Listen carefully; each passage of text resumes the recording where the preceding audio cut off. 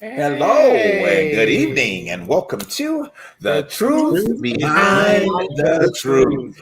I am excited tonight, fellas. I'm so glad to see Harold with a beautiful smile. We'll talk to you in a minute. And Parnell with that beautiful smile. Beautiful smiling. Well, anyway,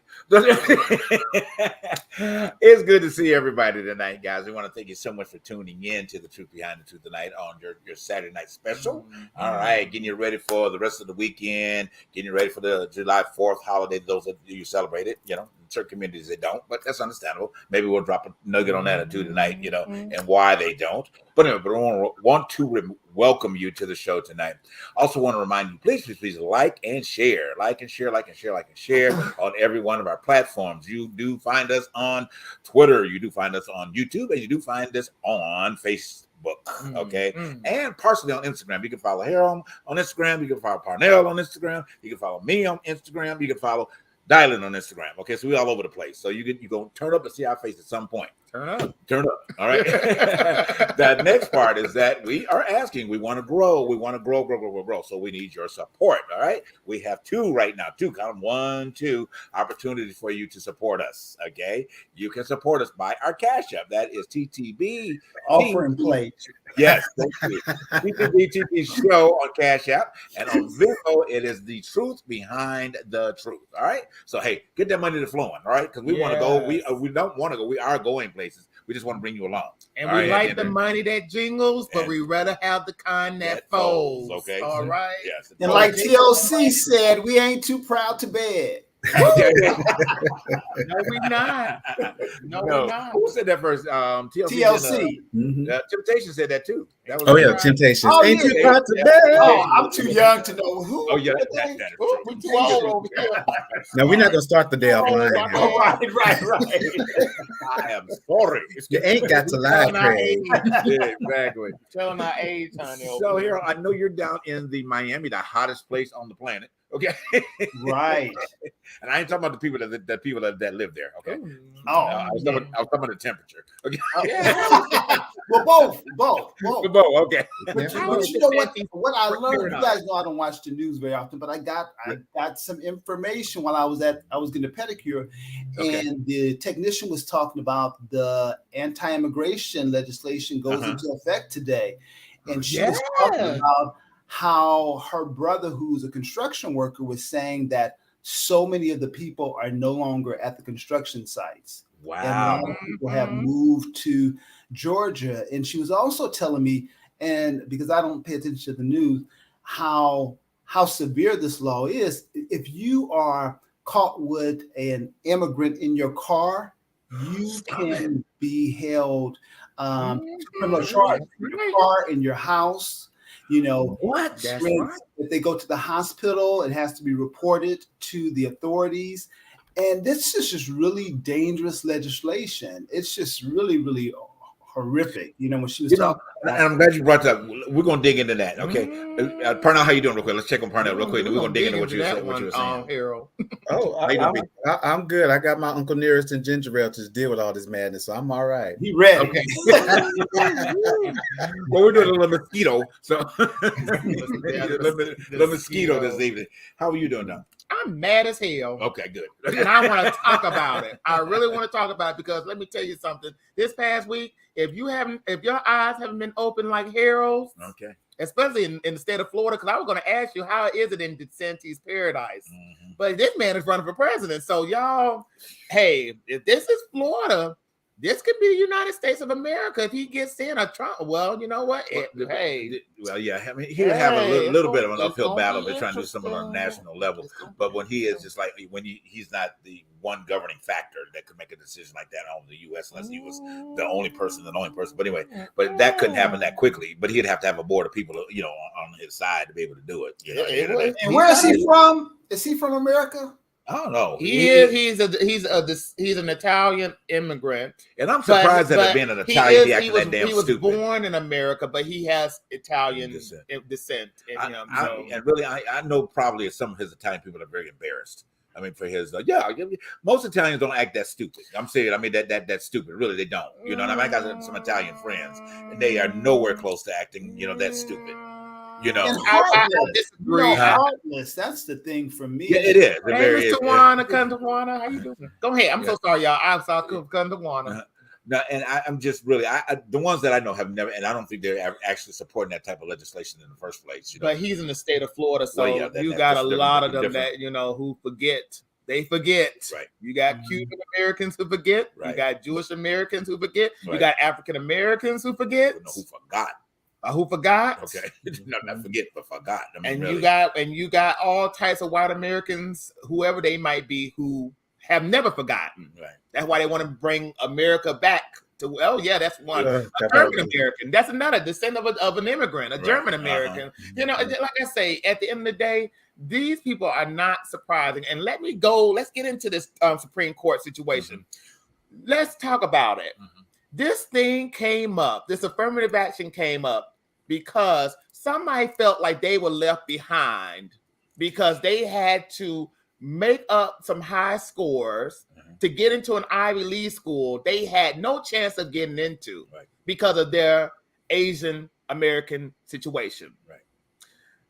This right here got me all the way to got me in my feelings because I remember when I was living in Atlanta, my uncle Fred Hall, he would come. I would have a conversation with him every morning when I get off of work. He would sit me down. We'd have these little political conversations. He would tell me about the affirmative action program that happened in the 70s and the 80s. And he would tell me about the quotas when it boiled down to these schools and to these businesses that were hiring Black people to fill in, the quota, at least at that time period. When he said when they realized that white women were the minority as well, they didn't need Black folks to fill in those quotas. So they started hiring a lot of white women. And I thought about that. I said, that's interesting. So when this story came out about this man from Canada who was trying to get into an Ivy League school, he felt like because there was a bunch of Black kids were getting in because not on merit, but because on race. He felt like everybody was getting me not on merit, but on race. The saddest thing about this situation is they're going to drink their own tea right now because what they have realized, they have set themselves back. This Asian man did not understand, and Clarence Thomas is the situation right now because he's the benefactor of affirmative action. If it wasn't for the affirmative action, he wouldn't have gotten into Harvard in the first place. Right. And now that he has gotten this job that has allowed him to make decisions to set us back. Right. And that's what's so upsetting for me. Very upsetting. When you have benefited from something, now you want to cut it off. And as someone, if it weren't for affirmative action, I wouldn't have gotten into college because I just didn't have the grades and I just didn't have the preparation because my parents didn't know nothing about no SAT tests and taking me to work to a training class to prepare for it. So I just was not prepared for, college. And it was because of affirmative action that I was allowed to get in on the probationary period, but I still had to prove myself once I got there. It wasn't like they were giving me grades, passing grades, just because, you still had to do the work, and even when I had my first business, I got a big contract because of affirmative action, because a lot of those contracts typically went to folks that were in that network of folks. And if you don't have that exposure, you just don't get those opportunities. Right. So for me, for the Supreme Court to do what they did just took us back hundreds of years, because it's as if to say racism doesn't exist, inequality doesn't exist. And this is just the tip of the iceberg. Who knows what they're going to, And Harold, how many Black people were in that class that you were in? How many were in that class? Me, I was the only Black person. Like in most of my classes, I was only Black in those classes. And having to deal with that was a whole nother issue, just to be the only one, particularly coming from a predominantly Black school to go to a predominantly white school and to be the only white in the class was, it was overwhelming and it was uncomfortable. It was uncomfortable. Right. So it ain't like nobody giving you nothing. Right. And that's the whole kind of implication that they're trying to make. And they're not saying anything about these legacy admissions, like because your grandfather went to this school and your grandfather, they're not saying anything about that, but it's just really unsettling. Right. It's like you have to be an athlete to get in, but go ahead, Parnell. Well, no, because it is the whole thing, because I've had this conversation before with, because I think I forget the guy's name who brought the suit, is a young Asian dude. And his thing was like, well, they have to lower the standards for Black people. I was like, bullshit. Nothing was lowered. And it's like he felt he was being discriminated. The Asians had to do this much better. But the Asian population at Harvard is more than the Asian population in the country. So it's not like Asians aren't being allowed into Harvard, but it's like, y'all can't be the only ones that get to come in. We also have to make room for the Black students to come in, for the Hispanic students to come in, as well as for, these legacy folks who keep coming in just because their mom and daddy bought a building or whatever. So, which is really the problem, but it is, again, that thing of ethnic minorities in this country, I'm gonna say, because people of the global majority, having to compete against one another. Like, we're not the enemy here. We're not the one who built this system that kept whiteness up here, and the rest of us got to try to fight each other to get the scraps. Right.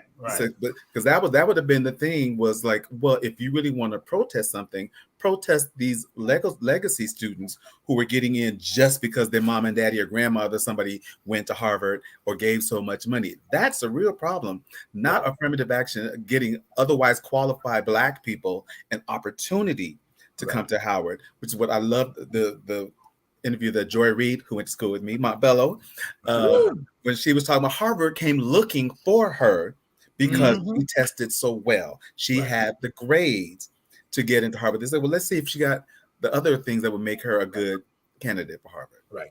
Perfect. I mean, all I can do is I concur with everything else that you guys are saying, about that. I mean, there's a little bit more I wanted to put a spin on, but that's okay. But let's continue the conversation. No, well, we can't, because we got a guest coming up. Let's continue it. So we'll probably bring it back up toward the end of the show. Yeah. And one point we're gonna bring was that damn BET Awards after our guest, because that shit was a mess.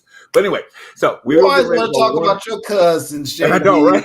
You always want to talk about your cousins. We're getting ready for a quick break, guys, and we will be back. Parnell's going to do the wonderful introduction of our beautiful and wonderful guest tonight. It's going to be a great show. We're going to dig in and get some good information, even about what we've been talking about. All right? We'll be right back after this break.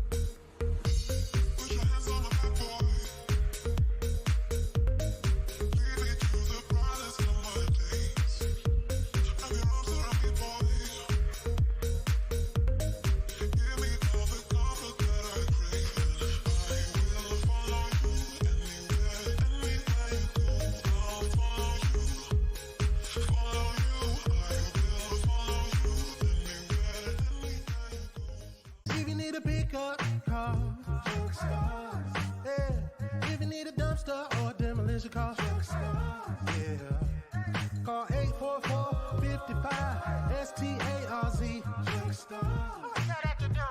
It's Junk Stars, baby. Hey, my name is Thurston, and here I have my CEO, son Langston. We specialize in junk removal, dumpster rental, and demolition. So if you need junk removed, call Junk Stars. You need dumpster rentals, call Junk Stars.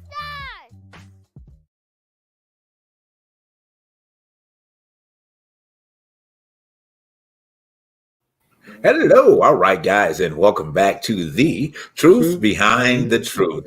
Yes, indeed. Thank you so much for tuning in tonight. Thank you to all of our guests that have taken time to tune in tonight, our special guests that once have been part of the show, like my dear cousin Twyla. Thank you for tuning in tonight, and everybody else that had made themselves noticeable, okay, at this point. But anyway, we're about to dig in, get a little bit further into the show tonight. Parnell's going to do us the honor of introducing our wonderful, beautiful guest this evening, and we're going to hear what her opinion is about a lot of things tonight, as well as talk about her wonderful story. All right, Parnell? Call Junk Stars. That commercial just gets me every time. All right, well, we want to welcome to the show our sister, Malynda Hale, who is an American singer, songwriter, actress, entrepreneur, host, and a social justice activist. She is the host of We Need to Talk podcast and creator of the Black Voices Heard project, which is where we first met. I was invited to take part in that, and I said some very wise things, and she'll tell you. She is also the owner of JMV Entertainment Music Agency here in LA, and she is a wife and mother as well as all these other. She is a superwoman. Come on now. Please welcome Malynda Hale. Come on now. Welcome. Thank you so much. I'm happy to be here. So the good news is you'll get that every time you come to the show, okay? So if you need to feel good on the day, come to the Truth Behind the Truth, okay? Definitely a superwoman with all them titles. And you just sang the national anthem at a Dodgers game last week. I saw that. Wow. Also. Wow. So tell us about you real quick. I know you said a lot then, but on your personal level, tell us a little bit about how did, I guess in short, how these little stages of your life occurred, from its inception and moving out. Oh God, where do I even start? I grew up in a musical household. My dad was a musician, so I was always influenced by performing. Grew up singing in church. One of those go to church every day where you're like, I'm so sick of church, Mom. Like, so church choir, youth group, all that stuff. Did a lot of musical theater in school. That was really where I got my feet wet. And my first theater teacher in 5th grade is still one of my very close friends and mentors to this day. Beautiful. And I really wouldn't have been honestly involved in the arts had it not been for him. Honestly, he pushed me and encouraged me and saw something in me. So I'm very, very grateful for Clark Sayre. Did musical theater all throughout high school, went to college, got my major in vocal performance. And then after that, I just, started hitting the ground running in LA. And then I moved to New York for a little bit, then Chicago. So then I went back to LA. So kind of just in the gamut of like the big cities. And really music was always my passion, but I always loved acting and performing. But I was always vocal about how I felt. So that's where the activism really came in. Right. And, I would say probably since 2016, ever since, BLM really became a thing, I realized that my voice was needed in other places beyond me singing. And wow, beautiful. That was really what kind of set me on that path. And I've just been moving forward with that ever since. And that's why the podcast ended up happening, because people really took to what I was saying. And social media is a blessing and a curse. But I think on my end of it, it has been a blessing, because I feel like I've been able to share my perspectives and my approach to empathy with people that may not necessarily be exposed to that in their life, especially coming from the church and having gone to a conservative Christian college. Wow. Okay. I always joke. I say this every show I do. I went into that school liberal and I left super, super, super, super liberal because they were funny how that happens. No, it's not. No, it's not. I know how that feels. Living in the Bible Belt. It could have gone the other way. I could have come out conservative and ended up but thank God I didn't. So that's the Reader's Digest version of just kind of where I am. I found a way to healthily blend all of the things that matter to me in my life with performing and activism. Well, you mentioned growing up in the church. You have a song called "God and His Gun." What's that about? You're right to that. Okay, so, God and His Gun, I wrote basically about how the church responds to social justice. And this is in all churches. I have been very blessed to be a part of a lot of progressive church spaces, but by and large, churches and Christianity in this country, they are not known for walking like Jesus. I'll just put it that simply. You have to come back to another show with me. I can talk about that all day. I mean, hours. All day, baby. Okay. And all the so, day. yeah, I mean, truly all day. And so I wrote this song called God and His Gun. And the chorus basically is calling people out. And the last line of it is basically saying, if you're not going to change this, then I'm going to leave you to your God and His gun. Because a lot of those people are very pro Second Amendment, and it's all about the guns. And but the cover, the artwork of the song is Jesus holding a gun. I saw that.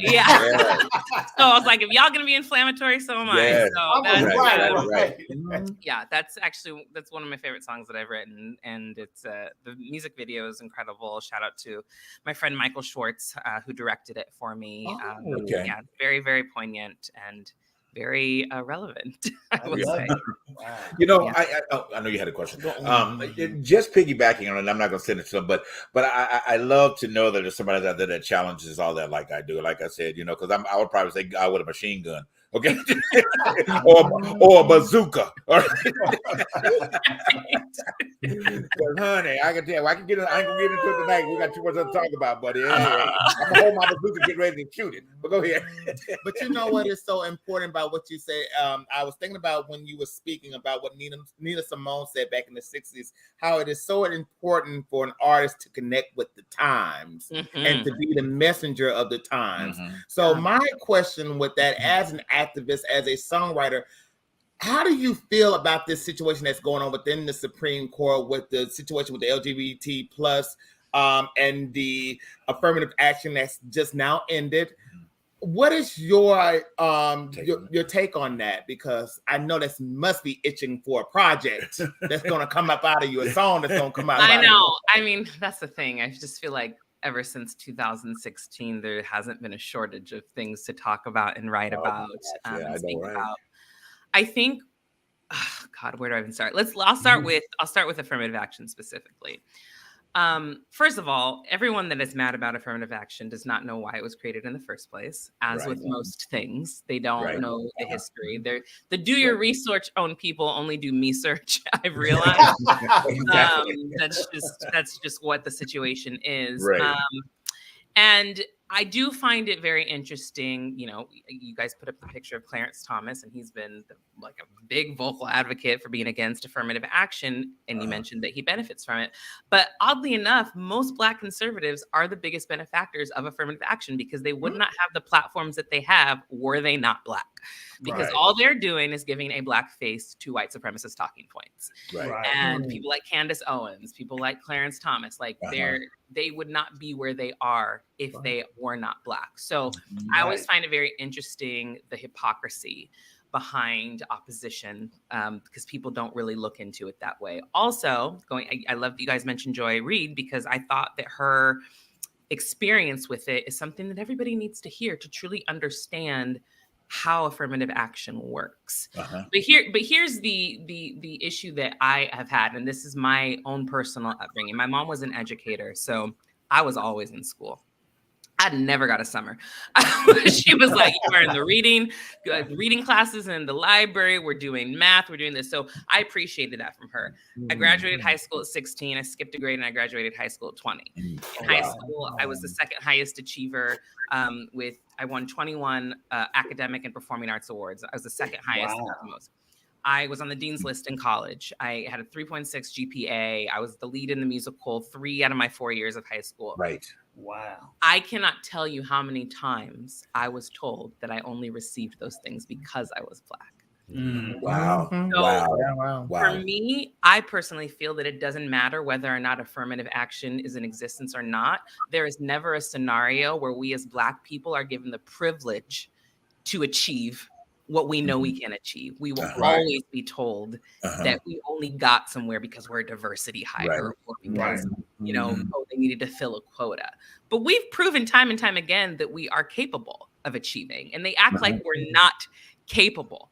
And that's what upsets me. But look at what we've invented. Look what we've created. Look how pervasive our culture is. Our culture influences literally every aspect of the country. So if you want to take us away, let's see how y'all do. You know what I mean? Right? And also, without affirmative action now, and we still get in, like, who are you going to blame? You know what I mean? Right. So I'm kind of like interested to just sit back and see what happens, because all those mediocre non-melanated folks, is what I like to say, that don't achieve what they think is theirs for some reason. What is your excuse? You know, and I happen to be, my husband is white, and I actually grew up more privileged than he did. He grew up in Kansas. His family was very, very poor, but he is the example of actually working hard to get to where he is. Like, he was a very smart man. He got into University of Chicago for law school. He's now a lawyer for Disney, but he worked hard. And he is like the first one to be like, it's all these mediocre white people. Like, that's what he will say, right? Because he grew up in Kansas. Like, that, he knows what he's talking about. So, I'm just interested to see what the fallback of this will be for all of those people that are complaining. And I love that. I think, Harold, you mentioned legacy admissions, and also buying your way in is a huge thing. But they won't get rid of that. And I think it's interesting that they think that that is a right for them, but it's not a right for us to be given the opportunities to be in the same rooms. And see, that's what I say. Is that it's the whole thing is that because Black people have the audacity to achieve despite all the obstacles that have been set in our place, because it's like, oh, well, they can't do this, they can't do that. And then we go like, watch me, you know, and then we achieve. It's like going, oh, their achievement is flying in the face of all the lies that I've been telling about who they are and what they can do. And so we come in as like, and everything that we have been blocked from, once we get past that, once one gets past that gateway and they start seeing the talent, then all of a sudden there's a flood of Black people who are now excelling in science, who are now excelling at swimming even, you know. Because like, oh, Black people can't swim. Like, guess what? We have Olympic athletes, Black Olympic athletes on our team and other teams. Yes, we can. You know, so we see this. So when it comes to education, and when I see these young Black kids are like testing off the charts on the IQ, and I'm like, yeah, that's a little Black boy that y'all say couldn't. This little Black girl over here, because I think it was a Black girl and a Black guy who got the most scholarships and the most money out of anybody ever in history. So that flies right in the face of white supremacy, saying that we cannot achieve this and that we don't have the intelligence for that.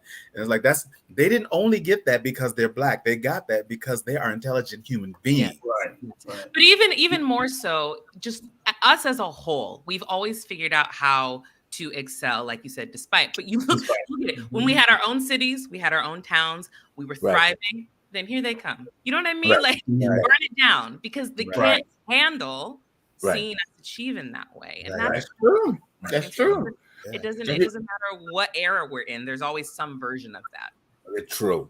You know, I want to explore the dynamics of the relationship of you and your husband, you know, and I think it's so beautiful, you know, I mean, at the end of the day, that you guys have found a cohesive way of understanding both cultures and able to speak power to both cultures, that you know, for what you do, and I'm just maybe just a prophetic moment, you know, if you understand what I'm saying about that, but just the fact that you're on the forefront of change, you see what I'm saying? Because you have found someone, and he has found someone that is able to appreciate what's coming out of them and not necessarily seeing the exterior for that, you know. So I want to give you a shout out and applause for that, you know. I mean, at the end of what you and your husband both.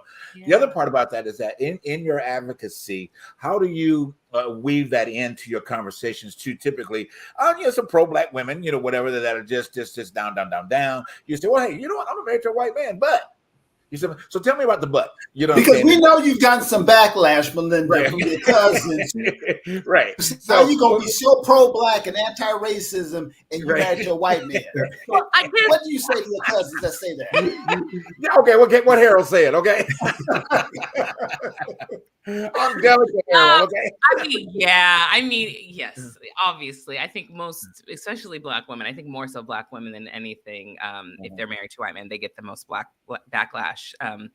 You know, Black women are strong. We can handle it. But I think the interesting thing is, I don't know why people think who you're with defines who you are. If that's how you're living your life, then that's a you problem.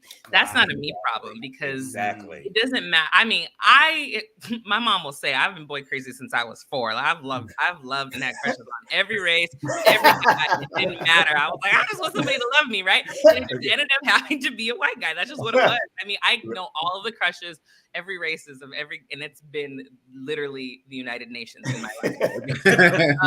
But I think that just comes down to I'm just strong in who I am and where I come from and how my parents raised me. And I'm not defined by my relationship. I was a whole person before I met him. Right. I didn't look for him to complete me. Right. And I'm not saying I can take him or leave him, but I'm just saying, like, I could have taken him or leave it. You know what I mean? But I love him, and he adds more to my already 100%. Exactly. So there you have it, cousins. That's a you problem, cousins. That is a you problem, cousins. That is not Malynda's problem. That's y'all problem. That's a you problem. That's a you problem. Thank you. If who you are is defined by your relationship, that is you. But that's right. I'm not defined by my girl. I'm telling you, we're gonna have to sit down and talk together. Okay, they know that is my advice counsel all the time. All right. But anyway, we got to get ready for a quick break. We're gonna come back. We're gonna dig in a little bit more from you, Malynda. So hey, I am so excited about you being here tonight. You know, we're gonna dig in some more. We got some more questions coming at you. So guys, we'll be right back after this break. Start the stars and rise. We start believing that we belong, but every sun doesn't rise, and no one tells you when you went wrong. Step out of the sun if you can't get burned. Step out of the sun because you've learned, On the outside, always looking in. Will I ever be more than I've always been? Cause I'm tapping on the glass. I'm waving through a window.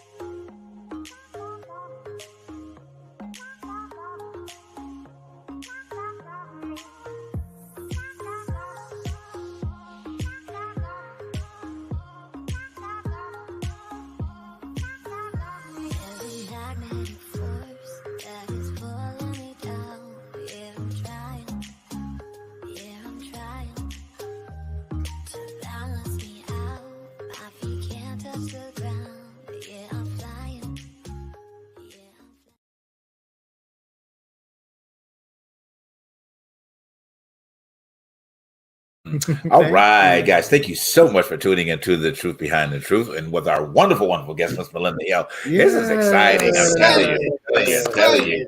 Yes, indeed. Do want to remind you guys to check us out every Saturday evening at this time in your respective time zones. Also want you to remember to support. Harold, what's your offer, please? You had offer. Oh, yeah. But we've been having church tonight, Yeah, so we're gonna have church. But you can go to Cash App, and you're reminded on that it is TTTBTT Show, and on Venmo, The Truth Behind the Truth. All right, so send that money. We don't want jingling. We want folding. Okay.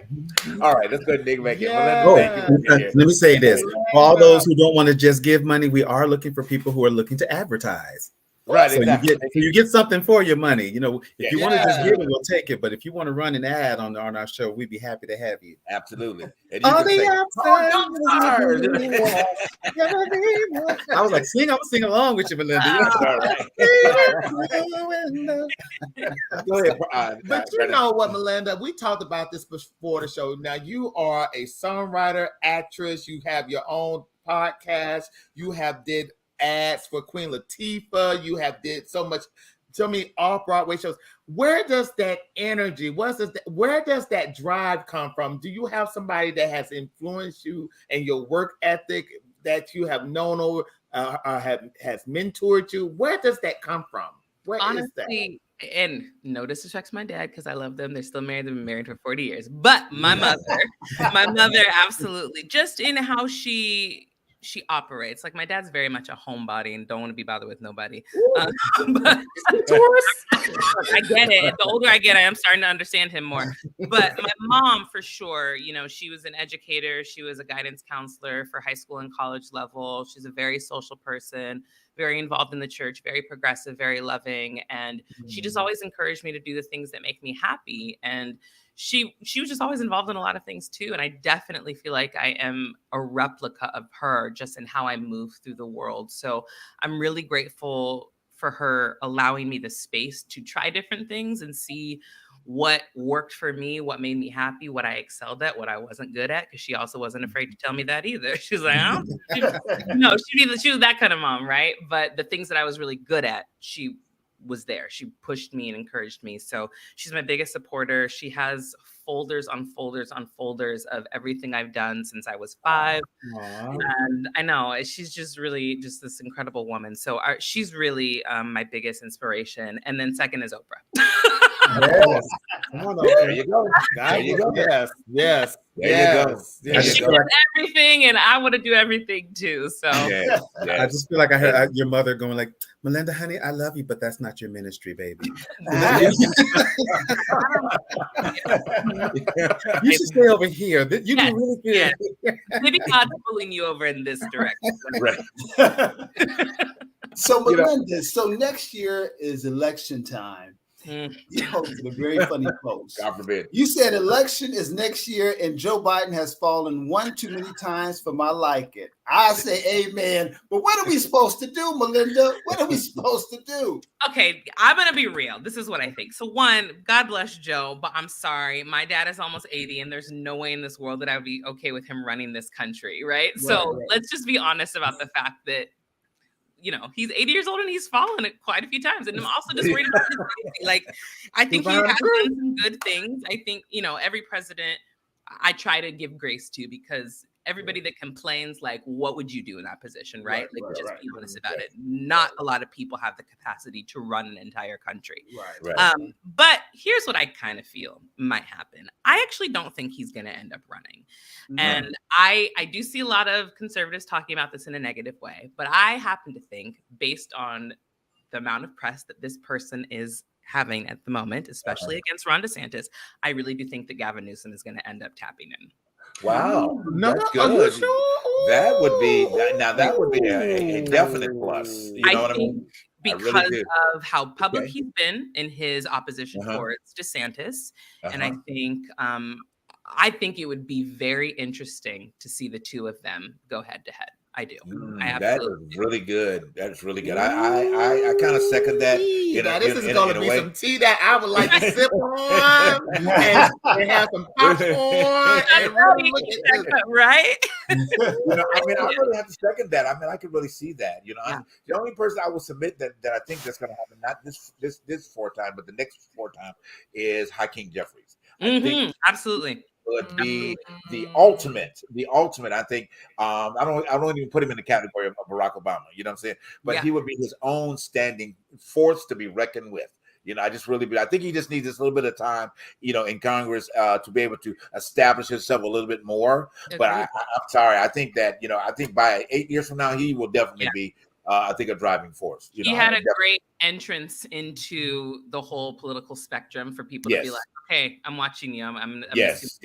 Yeah, I agree. And that was the same way I did with Barack Obama when he was at the convention. I said what was that 2006, 4? 4, yeah, 4. Yeah, I think it was 4. When he made his speech, I said, "No, that man will be the next president." I just knew it. I mean, at the end of you weren't the only one. That man would be the next president, and which was, I always get a little nervous when people have a big splash. Y'all remember Sarah Palin? Oh my God! Why did you bring that? Can we turn that camera off? Okay. Oh my God! Oh my God! Now that's a situation where I wish we're going to mute your mic, Carol. That's a situation I wish we could forget, as the song would say. I mean, but it failed for them, so right. I don't think. We don't. Yeah, I don't think we're going to be in that situation. Thank God. But you know what? I find very. And again, you got. I'm sorry, you got stupid in Florida right now. I mean, at the end of the day, not Florida, stupid in Georgia. Stupid in Georgia. I mean, that they both can probably try to put lipstick on a pig at the same time. You know what? With Ron DeSantis. And this is why I think he's scarier than Trump. I actually don't think he's stupid. I actually think he is very, very smart. And I think that is what is scary about him. I think that he's very calculated in the things that he's doing. I think he understands the law and he knows how to leverage it and manipulate it. Absolutely. So I don't think we should really sleep on Ron DeSantis because he's terrifying. I think he is terrifying. I find I know you guys had mentioned this before, just about the new laws there. First and foremost, I want to say that everybody is an immigrant. So right. Okay. Start there. But it is interesting because you talked about him being Italian. Like his great grandparents were from the first Italian diaspora. So for him to have the lack of empathy that he does for immigrants. Exactly. It's really distasteful. But also, I wish this were kind of a test in humanity, but I know this isn't what he's doing. I think he's just being racist. But if he were kind of calling the bluff of all the people that are like, the Mexicans and the Latins, Hispanics are taking our jobs. He's like, here, I'm giving you guys your jobs. Go take them. Nobody showed up. Nobody showed up to take the jobs. Okay? Right. There are videos on videos of construction not being done, of fruit not being picked, of things not, those typical jobs that people end up giving undocumented immigrants because there's nothing that they can do, not skill wise, but I'm like, there's nothing else that they can get hired for, right? Right. So you're complaining about that. Those jobs are available now. None of you have showed up. Wow. There you go. Wow. What is it that you actually want? And who should you blame? Should you blame the undocumented immigrant for coming to try to have a better life and taking the jobs that are being given to them? Or should you blame the people at the top that are hiring them so they can save money? Right. Okay. Anger is displaced whenever it comes to people of color. Yes. That is so true. See, now I understand why you have that podcast. We need to talk. I have things to talk about. Tell us about the podcast. I had the chance to listen to a couple of episodes, and really the information that was being shared was like not information that's been widely shared. I feel like it was an episode like the table talk. It's like going deeper, So tell us a little bit about the podcast. Yeah. So interesting enough, I actually started the podcast. I started it as a live social justice series at the church that I used to be a worship leader at, because I'm like, you guys are a progressive church. What are you doing? Right. Let's have these conversations. Let's make it really uncomfortable for you. And it really did well. And people were being educated, and that's all I've ever wanted. And so I would have panel guests and we have these discussions and people would ask questions, and it was great. And then I just had the idea. I was like, oh, podcasts are a thing. Let me turn it into a podcast. Then the pandemic happened, so there was really nothing else to do. But it's just grown from there. And I've had, I've been blessed to have so many incredible guests on the show and some really, really deep, meaningful conversations. And my whole motto is everything begins with a conversation. You can't make any kind of change without talking about it. So it's been a labor of love, and it's just really important to me to have those conversations. And I can hear it in your voice, and that's good. It just that resonates. I'm so glad you're here. Parnell, go ahead. I know you had another question. Well, it's just interesting, as with the Section 4 of the Voting Rights Act being struck down, and immediately all these states started enacting all these restrictive voting regulations, and we see the same thing that right after this, or right during the same time as the Supreme Court decision on affirmative action, that I think there were like 4 Black women in one day were fired from their diversity, equity, inclusion positions. Just like Carolyn Thorne was one of them. And it's one of those things of like, it shows that these companies weren't going after diversity because they truly believed in it. They were going after because they were being made. You have to hire a diverse populace, a diverse group of employees. And as soon as they were like, well, the law says we don't have to do it, they couldn't wait. So like, okay, bye.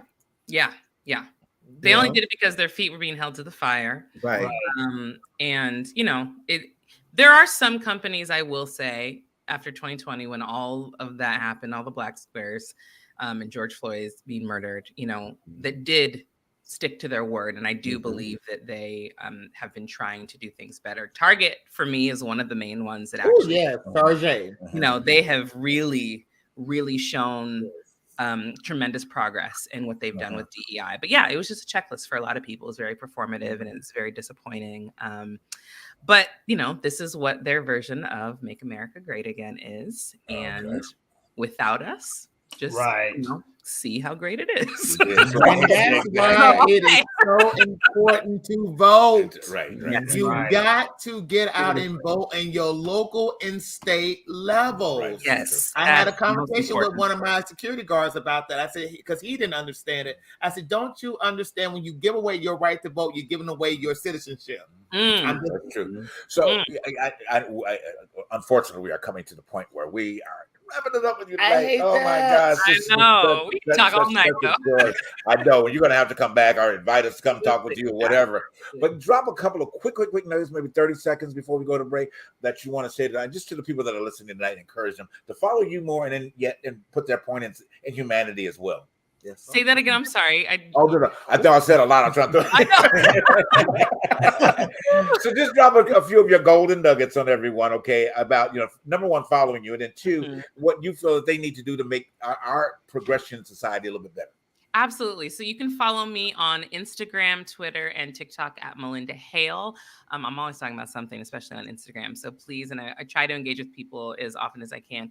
But I will say, as I said before, everything does begin with a conversation. But what I want people to realize is that change starts with you, even if it doesn't involve you. So we can't always be thinking about ourselves. And we have to get to a point where realizing that helping other people does actually end up helping us. So if people would stop being in their me, selfish phase, we could probably make a lot more progress. And instead of trying to pull each other down and have this oppression Olympics, one person's struggle actually does affect everybody. And especially with marginalized groups and people of color, look at who the actual perpetrator is and stop going against one another. That's good. So beautifully said. I mean, I knew it was going to be a nugget. Okay. I don't want you to go, Malynda. Don't go. We are going to have you back, Malynda. I am so sure we are definitely. Invite us over, whatever. We'll make it a family pod. Okay. Like everybody, we will give you a window seat to come on back, honey. Exactly. Come on back, guys. Let's give a run here. A great big hand from tonight. And follow her, audience. Follow her podcast. Be in touch. You can check us out. We'll put her in. We need to talk. Yes, hashtag we need to talk to the podcast. Thank you so follow much. her publication. Follow her on Broadway soon, and wherever else she's going to be on stage. All right, Malynda, thank you so much for being with us tonight. All right, we appreciate you. Please come back. All right, have a great night. We'll be right back after this break, guys.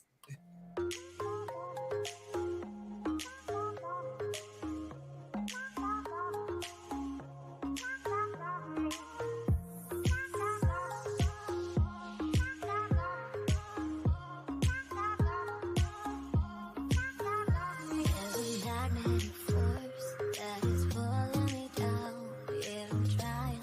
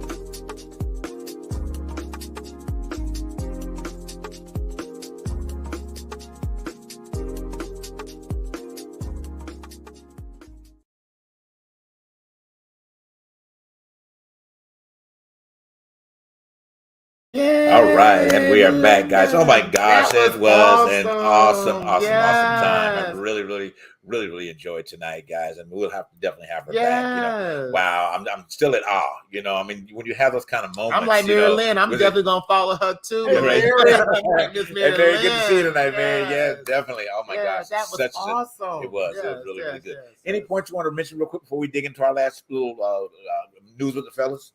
Real quick, you want to talk about what Malynda did? Yeah, I follow Malynda on the socials, and what I love is that she is definitely one of those people who, when she advocates, she doesn't just advocate just for Black women or just for Black people.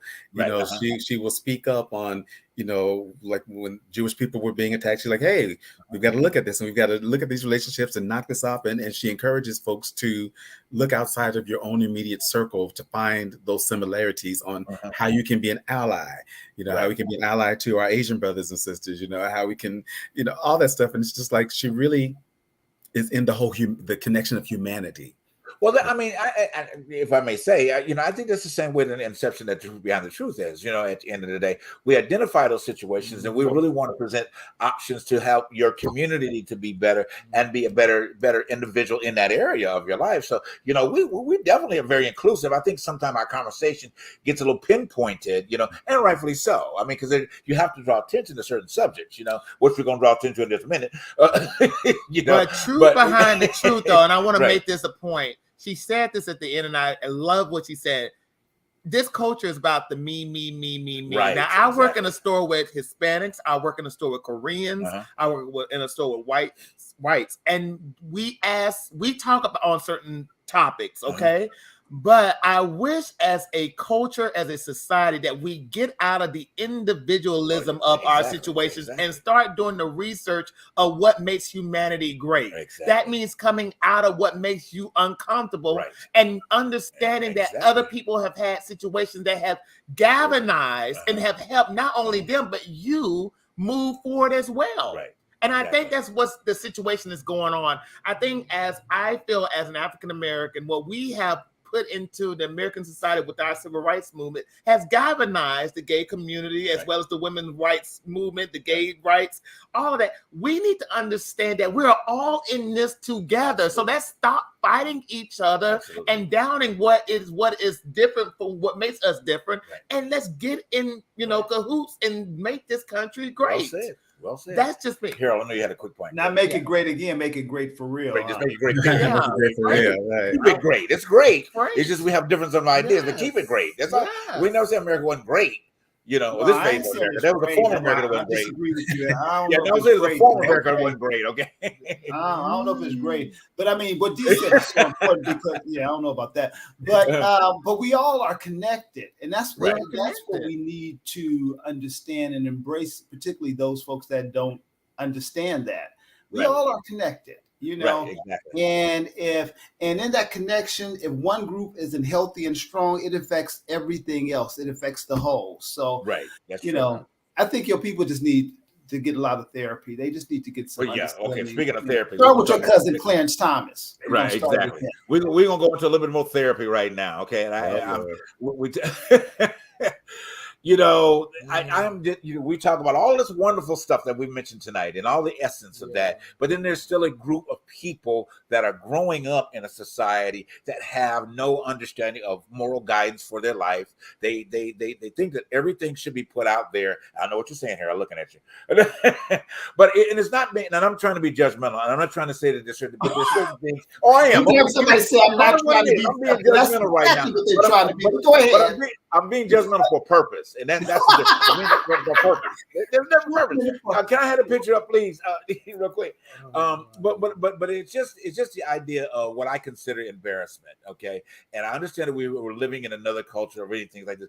But when this is publicated or put out there as a massive amount of saying that we all respond this way, we all act this way, and then one of the most celebrated groups that have been out for a long time, celebrated all the rhythm and blues music that have been out there, and we have come to a point that we have downgraded ourselves, okay, to allow this behavior to be one. And I'm speaking of the behavior, this woman, what's her name? Love Rap or whatever name is. Sexy Red or whatever it is. But when you come out with a song that is degrading to you as a woman, Okay, at the end of the day, I'm sorry. There's no justification for that in my book. Okay, now you could say the community that you came from. Okay, that somebody needs to upgrade the community. Okay, at the end of the day, I mean, it's just that it just shouldn't be, and it hurts my heart. Beautiful young ladies, but but somebody ketchup and mustard. I like ketchup and mustard. You're so silly. But somebody told you. But here's the thing: somebody told you that you weren't great. Somebody told you that you had to lower your standard of life to be able to be represented this way. And listening to that group of people is not getting you to another. Yeah, you get the cash, you flip it, you making it rain, you doing all that. But at the same time, why would you have to come out with a song called My Booty Hole?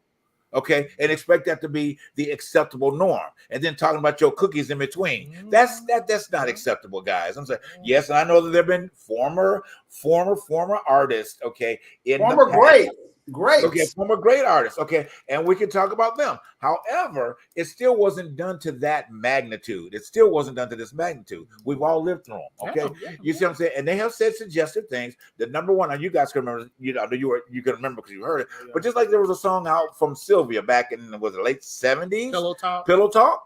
Okay, she was mocked. Okay, she was clearly mocked by her suggestive sounds in the midst of the song. Okay, Donna Summer was too. Baby. So, but again, suggestive versus and blatantly in your face is two different dynamics, and I just don't think that it sends the right message to our young people. Okay, because you have young people that are following this and that are setting their patterns of their life and moving out in it. I got a granddaughter I got to look out for, and I'm sorry.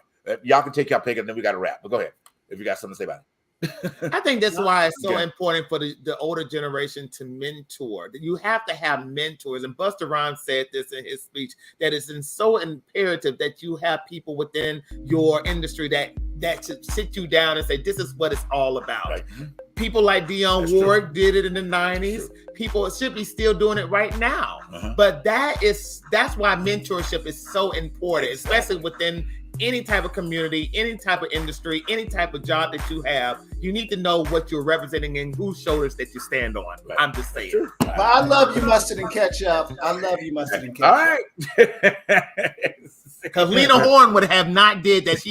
Lena Horne has opened up too many doors. Right. Oh Lord, look at skinny you, honey. Look at skinny you. Where did this come from? Look at JB. Charles Stewart, a surprise photo. Hey, okay, thank you for a surprise photo. Together as it was. But anyway, guys, thank you so much for tuning into The Truth Behind the Truth tonight. It has been a super blast. Yeah. I'm sure you've gotten a lot from Malynda, Hale, and then of course a little wrapping our rant on this stuff that's going on. But anyway, make the decision for your life. Okay, at the end of the day, be good to one another, love one another, embrace one another. And if somebody's not in the right category, help them. That's what we're talking about. Truth behind the truth. Help them. Okay, we're all here to help one another. Blessings to Malynda, blessings you fellas, blessings everybody out there. Thank you for tuning in tonight. We will see you guys right back here again next week. Thanks again. Bye-bye. Bye.